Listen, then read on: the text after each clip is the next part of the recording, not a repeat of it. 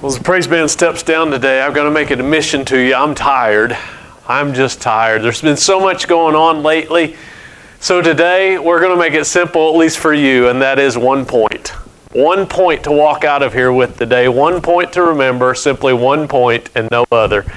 Just 1 point. And so we're going to make that point in a way that's perhaps a little bit more oration, back to when times were speeches caught the attention and caught the imagination of people, and you didn't need a whole lot of other stimuli to gain or to capture the imagination. So this 1 point begins 30 years ago when I began to think eternity. And I began to think eternity in light of a message that I heard by a preacher named Tommy Oakes. Tommy Oakes was an evangelist, and if I remember correctly, he was the first person in the world to gain a master's degree in storytelling, and he was good at it. And he could tell the story, and he told the story about thinking eternity. And of all the messages that I have heard, all the messages that have passed into my ears and through my mind, this is the one that has stuck with me. As I said, for 30 plus years, and I often revisit it simply in my mind to gain perspective, and it's that message that I want to share with you today that he shared some 30 years ago. And I'm going to base it on Colossians chapter 3 in our series, the first 4 verses. It's the message of eternity. In Colossians chapter 3, the first 4 verses. We're continuing our series through this book, and we're now into chapter 3. We'll start reading today in verse 1. Colossians chapter 3, verse 1 and following. It says, "If then you have been raised with Christ, seek the things that are above, where Christ is, seated at the right hand of God. Set your minds on things that are above, not on things that are on the earth. For you have died, and your life is hidden with Christ in God. And when Christ, who is your life, appears, then you also will appear with Him in glory." Now, before we get to the message, let's flesh out the text just a little bit. It says in verse 1, if you've been raised with Christ. Well, we took care of that back in chapter 2, verse 12, where it said, having been buried with Him in baptism, in which you were what? Raised with Him through faith. So if you've been raised, check mark, taken care of. And he says, if that's the case, seek the things that are above, set your mind on things that are above. Paul says in 2 Corinthians chapter 4, verse 18, so we fix our eyes not on things that are seen, but on things that are unseen. For the things that are seen are temporary, the things that are unseen are eternal. So Paul said in 2 Corinthians, let's fix our eyes on the things that are eternal. Paul says here, let's seek the things that are above. Let's set our minds on things that are above. Why is that? It says that's where Christ is. Do you see it in there? Where He is, seated at the right hand of God. But it's not just Him. That's where we're at. That's where our ultimate life is. You see, we've been raised with Christ. We died to the earth. We're raised with Christ. Back in chapter 2, verse 20, we saw that we don't have to live according to the regulations of the world as if, look at what it says, as if we were still alive to the world.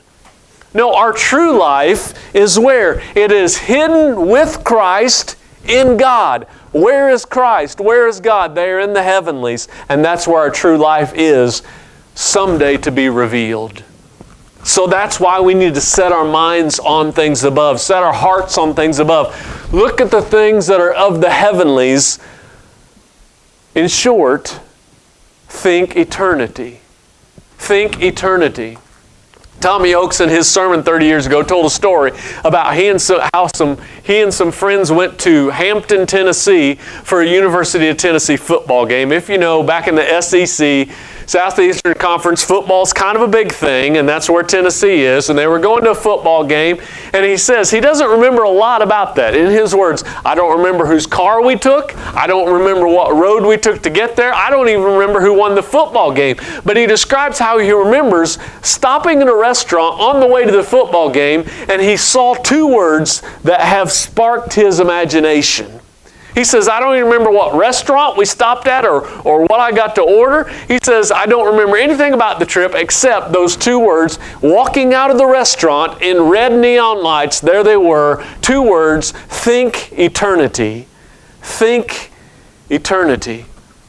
Now, I was reintroduced to that concept in a magazine that Billy Graham produced some years ago, where he talked about a young man growing up on the streets of Chicago. And this young man growing up on the streets of Chicago in the ghetto, not having anything, was introduced to Jesus Christ. And he had no theological training. He had no course in evangelism, but he wanted to do what he could do to make a difference. And it began when he found a piece of broken chalk. That started it all. When he found that piece of broken chalk, he would go around the streets of Chicago, and everywhere he would go, he would write this one word on the back doors of bars so that everybody could see when they entered in. On the underneath side of trash cans, he would write that one word so the garbage collectors would see it. Everywhere he went, on walls of graffiti, he would write that one word. Eventually, the young man died, however. And he didn't have any friends, or he didn't have any family, and so he didn't have a cemetery plot. And so the city provided him one. But his friends and those he influenced got together and purchased him a small little grave marker. And on the grave marker of that little man in Chicago that made such a difference for so many lives over his few short years, they engraved this one word, and that word is eternity. The word that he wrote everywhere.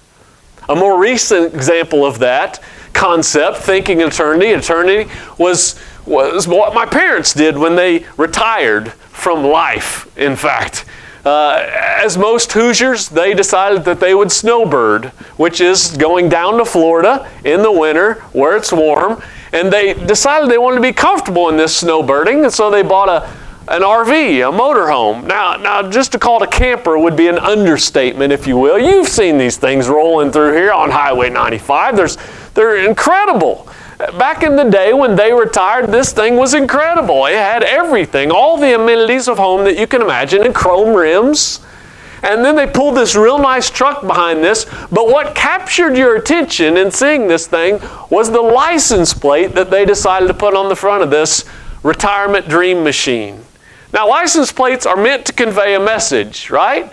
If you see a guy driving down with a license plate on it that says on the front of the vehicle, not all states require front and back, on the front of the vehicle, license plate says, protected by the agency of Smith & Wesson, you know you don't want to mess with that dude, right? They're like bumper stickers. They say something in a short order. And so here they are, screaming down Highway Interstate 75 from Indiana down to Sebring, Florida, in this retirement dream machine that put them back several $1,000s, pulling this nice truck behind, and on the front of that license plate says, think eternity. It's kind of some irony there, I think, anyway. It's kind of some irony, but that's what they decided to put on the front of this. Think eternity. Now, understand it is hard for us to think eternity. It's hard for us because it's such a big concept. It's so big that maybe we shouldn't even say it normally, eternity. Maybe we need to kind of flare it out like eternity, because then you start to understand we're talking about a big concept. We're talking about something that is called eternity.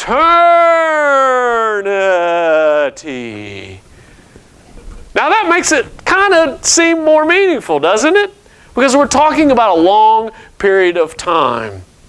It's like Buzz Lightyear said in Sweeping into Toy Story, to infinity and belong. Eternity is a long period of time. So for us today, here's what I want us to do. I want us to go out of here thinking eternity. How shall we describe eternity? Let's describe it like this. Let's suppose there's one little bird, and this one little bird decides that he's going to pick up every single grain of sand on earth, and he's going to fly it to the moon. And so he comes down, and he starts right here out at Short's Bar, and he picks up one single grain of sand, and then he flies it to the moon, and he comes back, and he picks up another single grain of sand, and flies it to the moon, and comes back. He could finish all the sand on the entire globe, and that would not take an eternity. Or you could start out right here along the highway, just you, singularly, maybe even somebody that's really slow, has a hard time getting around, start out on the sidewalk counting all the cracks along every sidewalk on the entire planet, walking, and that would not take an eternity. In March of this year, our state legislators got us out of the Powerball. Some of you may be disappointed about that. I don't care. But nonetheless, got us out of the Powerball. We've been in it for 32 years. But the Powerball jackpots are rather large, aren't they? Not quite as big as the Mega Millions. But in 2019, one winner achieved a record jackpot. $768.4 million. 2019. $768.4 million going to one person. If we decided to pay that person off 1 penny a year for $768.4 million, you could pay them off a penny a year, and that would not take an eternity. So you can understand, we're talking about a long period of time here. We're talking about eternity.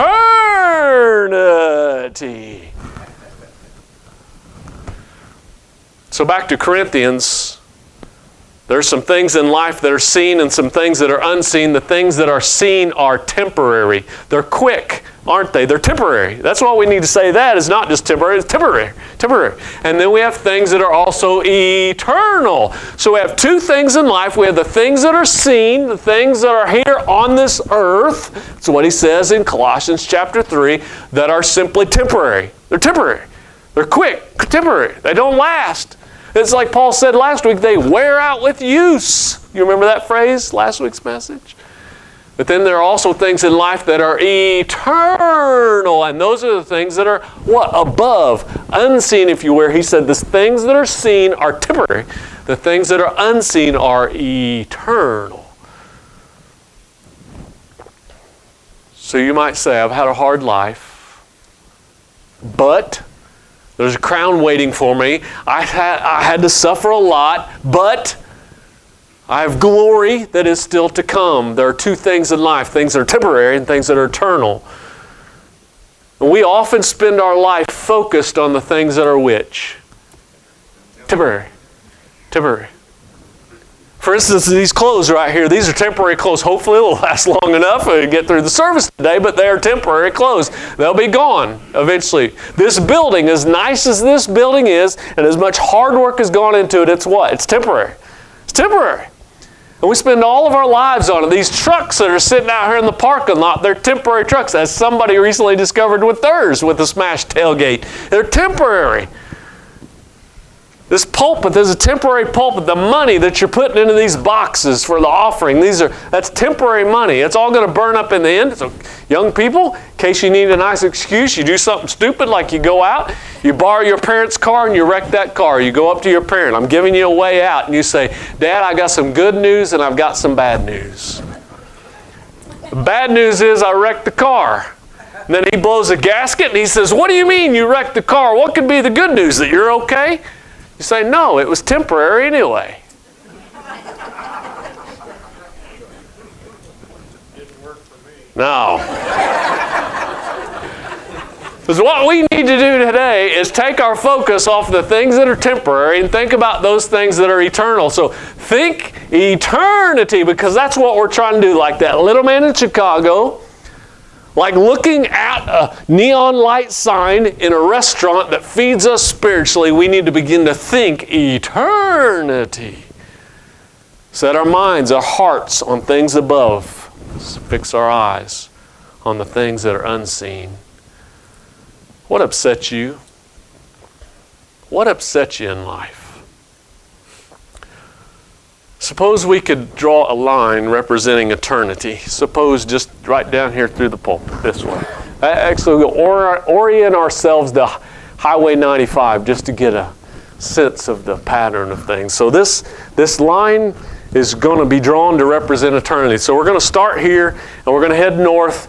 We're going to go through the lodge parking lot, and then we're going to go through the town park. We're going across Time Zone Bridge, pretty much through Lucille, Slate Creek, White Bird, up straight over the hill into St. Joe's Forest, and then up into the panhandle of Idaho, across the border into Canada, Alberta, and then we're going to keep going north into the Northwest Territories and the Arctic Ocean, and that's probably far enough. That's the northern line. This is eternity. And then we're going to head south. We're going to start going south, and we're going to go through the Idaho Banana, across River Road,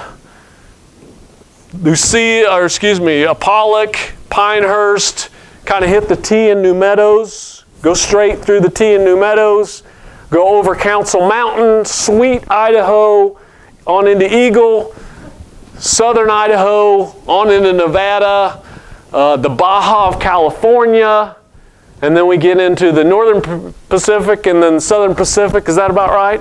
And so this is our line. That's our line. Now think about that. That's a long line, isn't it? That represents eternity. Now what gets you upset in life? What gets you upset in life? You know, it gets me upset when I miss an easy shot on an animal I'm trying to harvest. Just eats me up. You know what that is on the line? It's a dot. It's a dot. A little dot right there.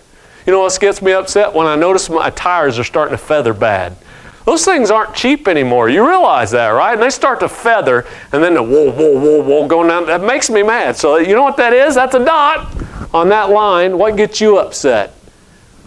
You know, it gets me upset when I work on a project that doesn't make sense, when I can't seem to fix an automobile, when my kids do something that I don't expect them to do. That gets me upset. What gets me upset? When I buy some new article of clothing and it shrinks up to where it's too small to wear. That gets me upset. When somebody cuts me off in traffic, that gets me upset.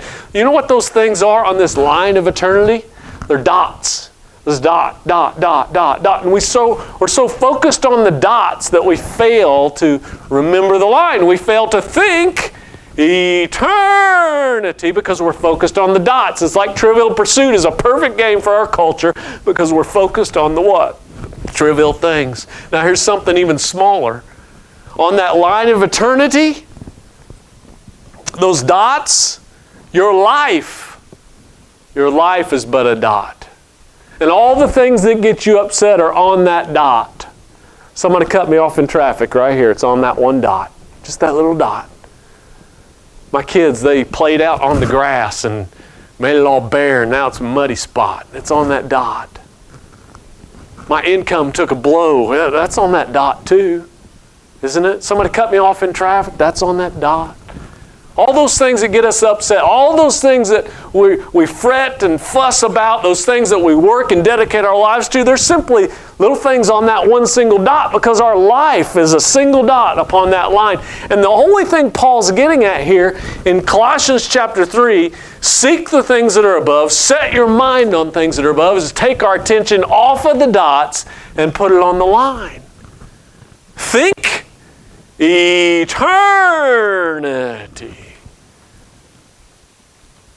where Christ is seated at the right hand of God. I mean, I'm not saying those things aren't important in life. Sometimes they are. When I'm watching a sick child, I'm not thinking eternity. When you've got a big salmon on the line, you're probably not thinking eternity at that moment. When I see an injustice in the world, I'm not thinking eternity at that moment. But the point is, the key is to fix our eyes on the things that are unseen, to set our hearts, to set our minds on the things that outweigh the dots. When the renowned little nun called Mother Teresa died in 1997, 500,000 people showed up to her funeral. 500,000. Only 12,000 were allowed in the building itself, but 500,000 people showed up on the outside to pay their respects for this little nun known as the Saint of the Gutters. She had devoted her life to the poor, and the order she founded grew to 126 countries. And in Calcutta, they erected a billboard. And on that billboard was her name, Mother Teresa, and her birth date, 1910. And the hyphen. And unexpectedly, they did not put her date of death, which was 1997, which is normally what we do. 1910-1997. Instead, on this billboard in Calcutta, they put Mother Teresa, 1910-eternity.